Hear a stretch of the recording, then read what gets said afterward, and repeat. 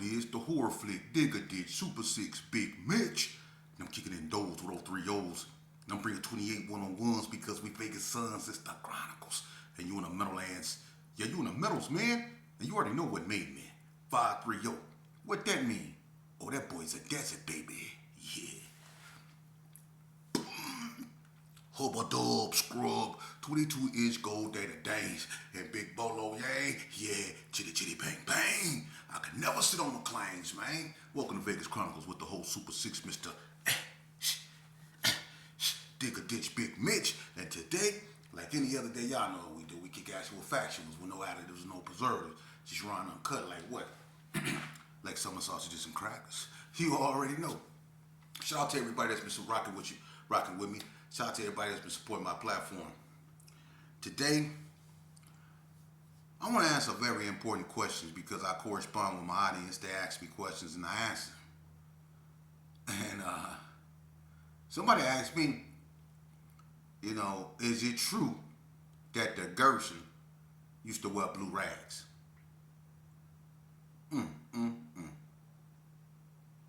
Now, that's a good question. You know why? Because I'm going to tell the truth. Look, the Gersons didn't wear blue rags. But, the Gersons never wore blue rags, man. As far as a whole. The color of the Gerson was started off as black. They started off with LTDs. They started off with patches that said an ace of spades. Okay, let's just get it straight. After my father, they started off with patches that said ace of spades. And then they went to LTDs. Then came skulls and crossbones. Black rag, all that. Green came along later. But the original color of the Gerson was always black. But just like any other place that, when gangs just start, because the Gersons is the oldest. So when like the Crips and the Bloods start, sprouting up, because I think it went in this order. And if anyone can correct me, I stand to be corrected. But it was the Gersons first. Okay? Then it was the GQs. Okay? And if I'm not mistaken, it was the PBs after that. So it went Gersons, GQs, PBs.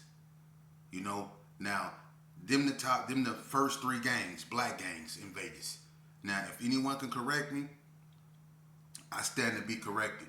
But if I'm not mistaken, it went Herbie Gerson as far as the Ace of Spades, then it went GQs, and then it went Playboy Bloods. But they weren't Bloods then, they were just Playboys. Because the oldest blood neighborhood is the hood. They were Bloods first. But now, it's the hood not being Bloods though, but just the hood itself older than the Playboys, because the Playboys came out in 1978. The Gerson Ace of Spades came out, if I'm not mistaken, 1971, 1972. Okay, so if the PBs came out in 1978, when did Holly Hood come out? Because Holly Hood is the oldest blood gang. So if that's the case, then it should be Gerson, GQ, Hood, right? But some people say it's Gerson, GQ, Playboys, because the Playboys weren't Bloods when they first came out.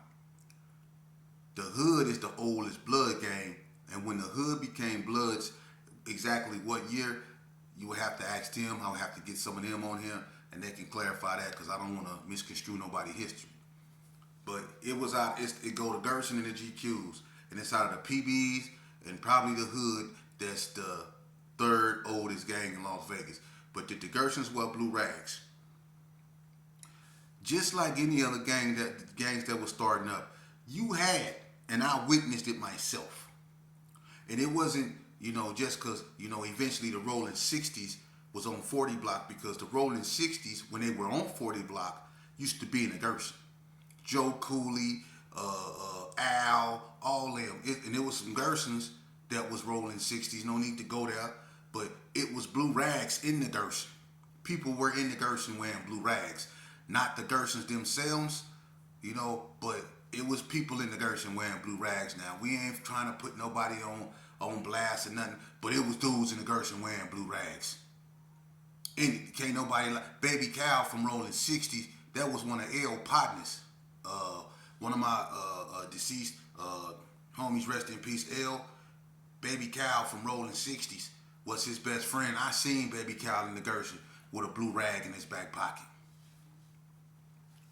You see people in the Gerson with blue rags in their back pocket. If anybody tell you that, they lying. It was dudes over there. But the Gersons didn't wear blue rags. Nah. That was never the Gerson's color. But you did have some Gersons because, the Gerson said cuz. And, after a while, it was cuz against blood. You really seen it when you went to Elko. Now, I'm not going to lie. In Elko, back in the 80s, you can ask anybody.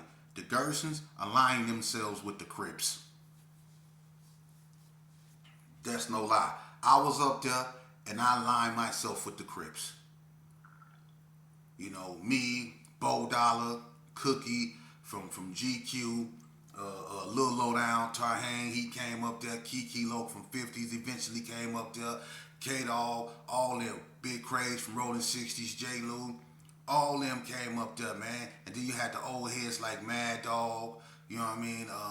You had Bobby Bailey, Dirty G, you know what I'm saying? You had a gang of GQs up there. You had Burger B, you know what I mean? You had a bunch of people up there that was, you know what I'm saying, we was cousining, Mark Walker, Pookie, you know what I'm saying, Tim McCoy, Goose Dog, all us was up there, you know what I'm saying, everybody, and we aligned ourselves with the Crips, but the Gersons always was, we kind of stood alone because we was bigger, and we never really needed no type of help or nothing like that, but we did align ourselves with the Crips, that's why, I'm gonna be honest with you, and after Colors came out, everything really intensified, and I'm gonna be honest with you, that's why the Gersons aligned themselves with the Donna Street Crips, because the Gersons used to align themselves with the Crips.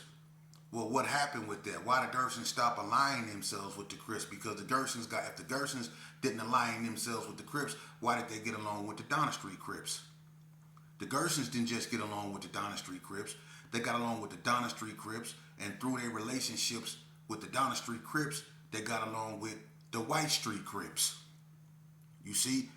And before Tony Swanson got out of the penitentiary, they actually got along with the Delmonico Crips because of the Donna Street Crips, because of the Swansons and the Daughteries and all them that got bloodline that go through Delmonico and stuff like that.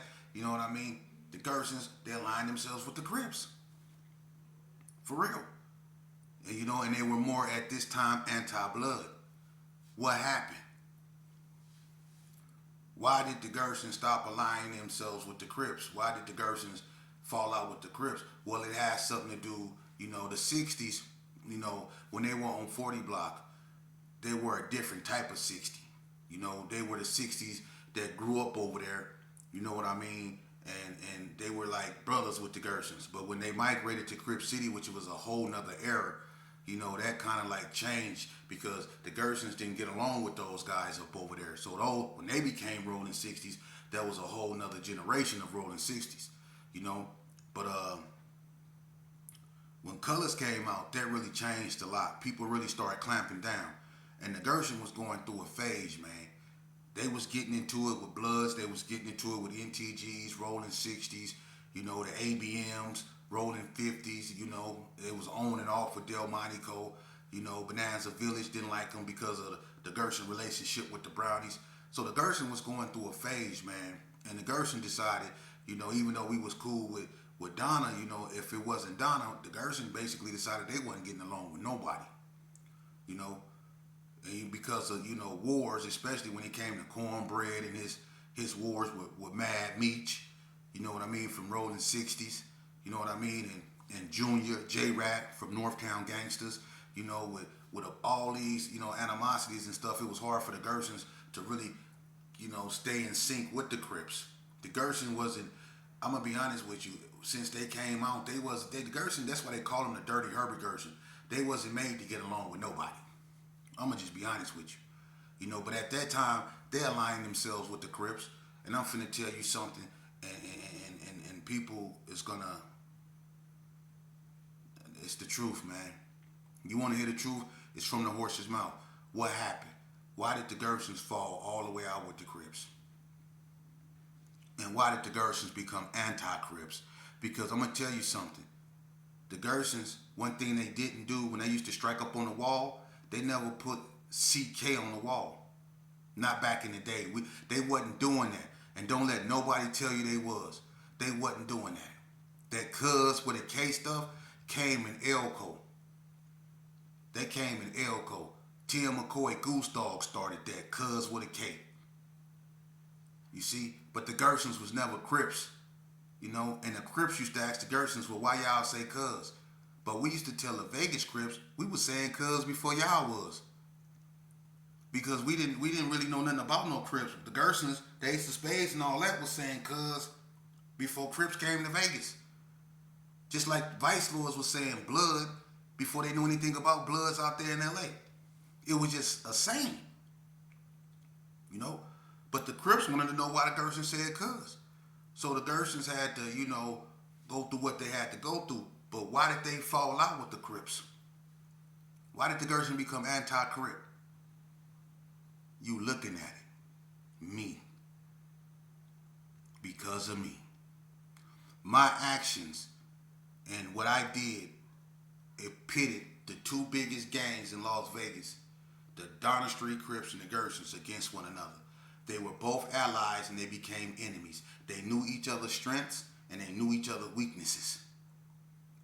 And when they went to war, that set the stage, because before that, the Gerson was not pushing CK like that. They didn't like Crips, but they wasn't, pushing CK like that. They wasn't calling Crips, the C word, the disrespect like that, But when the Gersons and the Donner Streets got into it that's when double C's, no K's became real prevalent. It was a saying. It was double C's, no K's. You see? And that's when the Gerson kind of really stepped back and was like, they became really CK, and they started more or less allowing themselves due to side banging. And what I mean by side banging is because after the Gersons and the Donner Streets went to war, it was a simultaneous chain of events, like Do Wrong from Northtown Gangsters, some Gersons, and then, John Lee from ABM and Gersons, so it was going back and forth. And then the North consolidated themselves and became up under just one Crip banner. All the Crips in Northtown became up under one banner. And, most of the gangs on the West Side, they have a few Crip gangs, but most of the biggest gangs on the West Side are Bloods and Gersons. So the Gersons and the Bloods consolidated, and then they had the West Side. So the Gerson aligned themselves with the Bloods more and became CK. And I'm going to be honest with you, the Blood Alliance lasted longer than the Donner Street Gerson Park Kingsmen Alliance, because to be honest with you, the Gerson not being Crips, they not Bloods neither, but the Gerson being into it more so with more Crips than Bloods, it was more befitting for them to be cooler with the Bloods, against the Crips, because the Gersons done had some really bloody wars when it came to street violence. Case in point, some of the most bloodiest wars in Las Vegas have been, the Gerson, involved in it, whether it was the Gerson against the West Coast Bloods. That was an ugly war. A war that went, and people, what really started that war between the West Coast Bloods wasn't just the incident at the Comfort Inn. That war was going, it was things going back and forth, between the Gerson and the coast before the Comfort Inn incident happened, with the Gerson walking through the coast and fighting the coast, or coming up to the 80 guy, jumping on a drill team, stuff like that. And then the coast, they jumped on Bad Mike. They jumped Bad Mike. I think KT and his brothers, Bodie Mac, them got into it with Bad Mike, and they ended up jumping Bad Mike, and the Gersians came over there, and they had a fight. And what happened is during that fight that they had with the Coast, Steve Barnett, his Rolex came off. And they left, the Gersons left, and he realized his Rolex was missing. So the Gersons came back, and that's when Danny McCoy and all them called K-Master over there by Janice' house, Janice and Hudis, that first house right there off N Street in Washington. He tried to run that way, and they caught him right there on that doorstep. And K-Master from West Coast was the first one to really get jumped, and that's when it really got out of hand. And that led up to the Comfort Inn incident, So that's what happened. And then you had the Gersons and the Northtown Gangsters. Not because of what happened to Do Wrong. See, it was going down before then, They almost knocked me down at Stop and Shop. Me, Tyrone Howe, and Danny McCoy. And they shot up Tammy Partridge's red Toyota truck, the NTGs. Then they took Sonny Ka, the white Lolo, the convertible white Lolo. Do Wrong them did, and they drove it to Chaparral. And that's when Glenn from BTD's, Maine, and Cornbread them called J-Rat in the bed, in Selene bed, and they jumped on them real bad. So it was going back and forth. See? And then you had the Gersons and the ABMs. That was horrible. You see? And then you had the Gersons and the Pyrus. You had Richie Rich incident with the Pyrus, and then you had the Paul Synagogue incident. So you had, it was going back and forth, man. It was ugly back then. But the Gerson has been involved in some of the most brutal wars, gang wars in Las Vegas. But the most brutal one of them all was the Gerson versus the Rolling 60s. That was bad. You see? So the Gerson has been aligning themselves more so with the Bloods than they have with the Crips, And I'm not saying that their relationship with the Bloods has been, just squeaky clean. It's been, skirmishes with that too. But my actions, is the reason why the Gerson really started pushing CK. Because before then, they wasn't. You can ask anybody. They wasn't. They got along with the Donna Streets. So they wasn't pushing CK like that. It was until they got into it with them and things got out of hand when they started really pushing that. And it really took flight. It intensified in prison. That's when it really, really got out of hand. And you really seen the real ones, you had the Northtown family, they had two factions, and then you had Biscuits and Gravy, Bloods and Gersons, West Side Ride, and that's just how it was, man. But as far as Gerson wearing blue rags, it was certain individuals over there that used to wear blue rags. It was certain Gersons that came from California that used to be Crips. And it was certain Gersons that came from California that used to be Bloods. You see? So that's neither here nor there. But the Gerson as a whole, they never wore blue rags. The rag that the Gerson always had was black. But when everything started to develop around, you had people, before people really started to carve out territory and really be strict about their territory. You had people that used to be in the Gerson, and you seen blue rags. You even seen this sign right here in the Gerson. Before they was doing this here, throwing K's, you see, people, come on, man. It was that, and it was that. And the Gerson used to do this. You know what I mean? You know what I'm saying? They used to do that. But as far K, this is a K in sign language. That became the Gerson universal sign. But before this right here, trust and believe, if you was gang banging in Vegas, you was doing this or you was doing that. You see? Because if you wasn't doing this or if you wasn't doing that, you was Vadio, Northtown, La Samano, 28th Street. For real. And don't let nobody tell you nothing different. For real, because most of these cats weren't even participating, man. Dudes weren't participating in this, man. There was a lot of dudes that stood around and watched things happen. You had a lot of gang members, but you ain't had that many gangbangers. I'm gonna keep it real. You had a lot of gang members in Vegas, a lot, but you didn't have that many gangbangers. Because the gangbangers, they stood out because they always got told on. They stood out. The gangbangers, they stood out, they got told on, and a bunch of them didn't live long because they was hard and people were scared of them, and they ain't here no more. You know? But to put that to bed, the Gerson didn't wear blue rags, man. Some people up over there, they sported blue rags, and you know, it's not to put nobody on blast, but they did. It was a few of them that did. You know what I'm saying? Just like it was a few people that's not from Gerson now that used to claim Gerson, and there's a few dudes that used to be from other places that claim Gerson.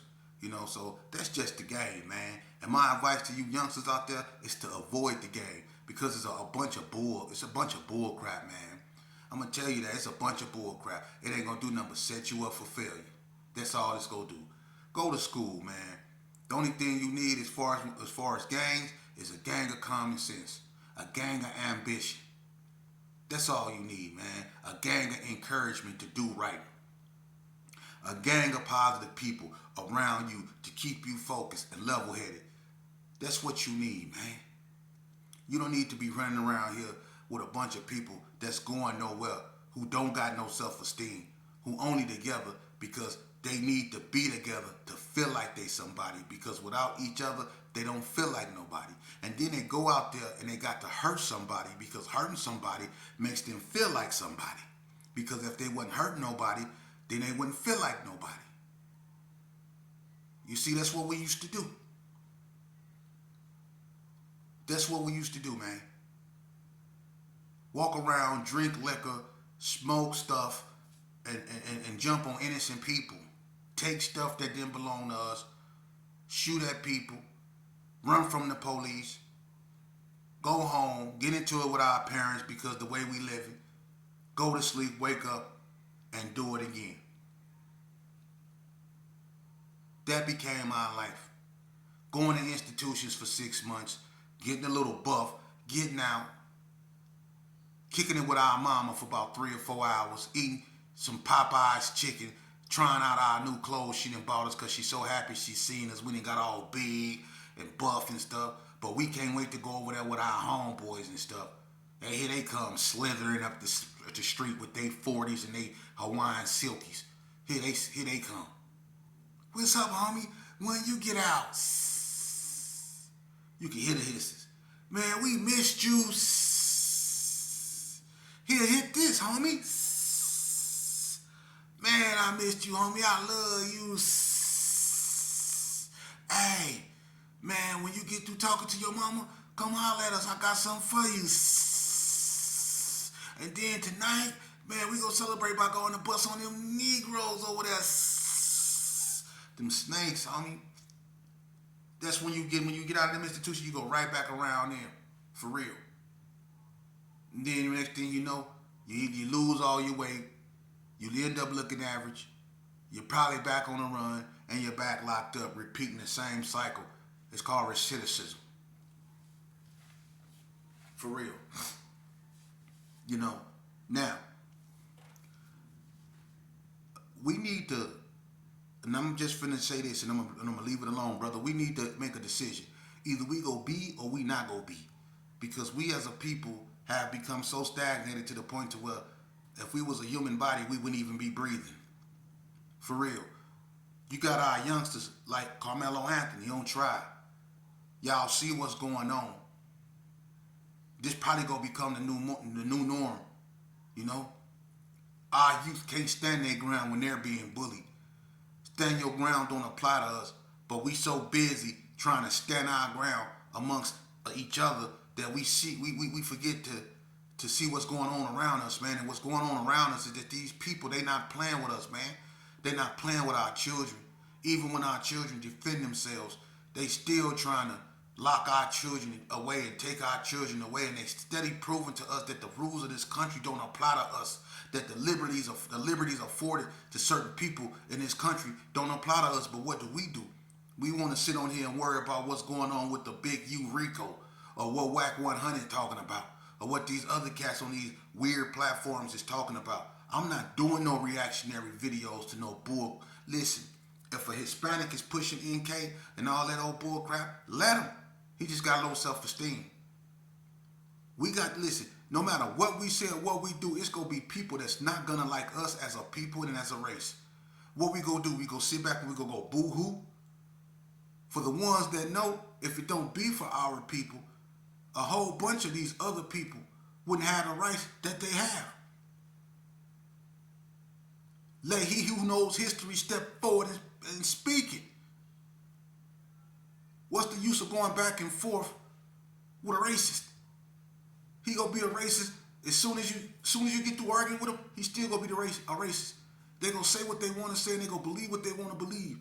Yeah, they trying to take our culture. They trying to take our music.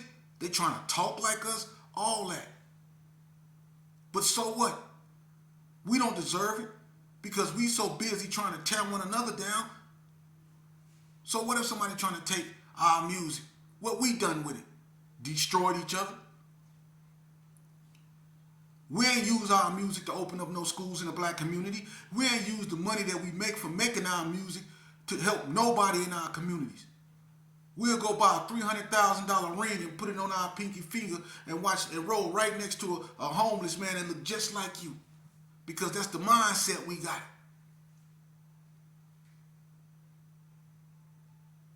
So what if people trying to take our music? We don't want it. We don't want our women. And a lot of us don't even want to be